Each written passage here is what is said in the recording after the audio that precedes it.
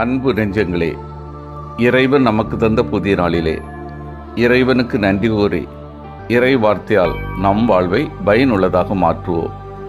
இறைவன் நம் அனைவரை நிறைவாக ஆசீர்வதித்து பாதுகாத்து வழிநடத்துவாராக. இன்றைய விழா திருத்தூதர் புனித மத்தேயு விழா.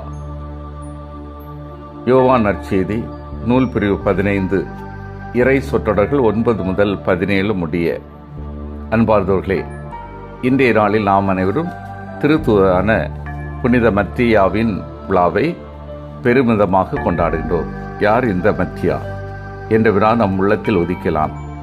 மத்தியாவை பற்றி விவிலியத்தில் பெரிதாக விவரங்கள் இல்லையெனிலும் அவரின் சாட்சிய வாழ்வு அவரை இயேசுவின் சீடனாக உருமாற்றியது.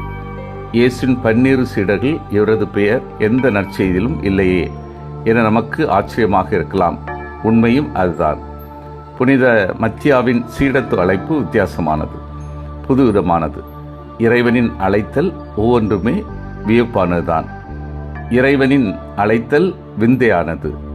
அழைக்கப்பட்டவர்கள் ஆற்றியது அனைத்தும் அசாதாரண செயல்கள். ஆனால் அழைக்கப்பட்டவர்கள், இறைவனால் தேர்ந்து கொள்ளப்பட்டவர்கள், மிக சாதாரணமானவர்கள்.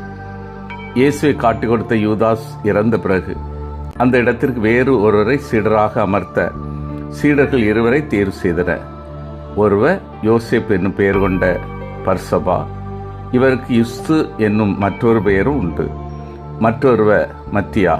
எனவே ஆண்டவரின் முன்னிலையில் சீட்டு குலுக்கி போட்டதில் மத்தியாஸ் சீடராக தேர்ந்து கொள்ளப்பட்டார். திருத்தூதரான மத்தியாவின் அழைப்பும் அழைத்தலில் தேர்ந்து கொள்ளப்பட்ட விதம் யாரும் எதிர்பார்க்காதது. ஏன் புனித மத்தியா கூடதான் இயேசுவின் சீடராக நியமிக்கப்படுவேன் என்று நினைத்து கூட பார்த்திருக்க மாட்டார். புனித மத்தியாவின் அழைப்பு சிறந்த அழைப்பு என்பதில் எவ்வித ஐயப்பாடும் இல்லை. புனித மத்தியாவின் சாட்சிய வாழ்வு இறைவனை மாட்சிப்படுத்தியது. அவரின் தூய வாழ்வு தூய ஆவியானவரின் வாக்கு நிறைவேற உதவியது.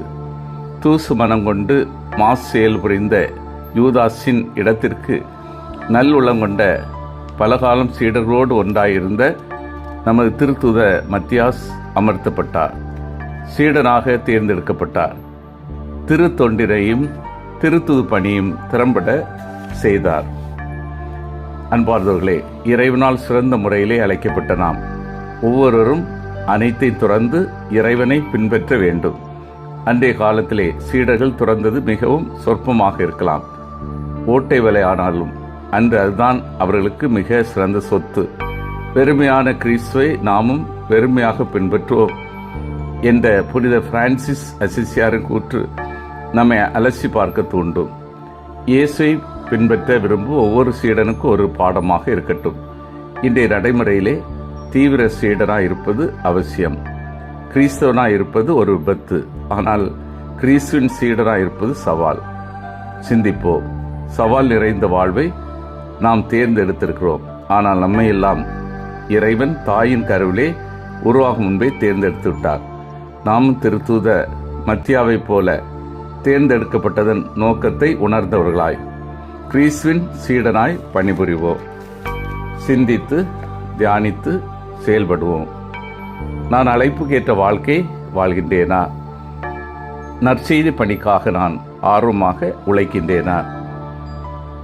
பிறர்பு பணிகளில் நான் ஆர்வமாக செயல்படுகின்றேனா? மன்றாடுவோமாக. வல்லமை மிக்க இறைவா, நாங்கள் அனைவரும் அழைப்புக்கேற்ற வாழ்க்கையை வாழவும், நற்செய்தி பணிக்காக நாங்கள் ஆர்வமாக உழைக்கவும், பிறர்பு பணிகளில் நாங்கள் ஆர்வமாக செயல்படவும் வரம் தாரும். ஆமீன்.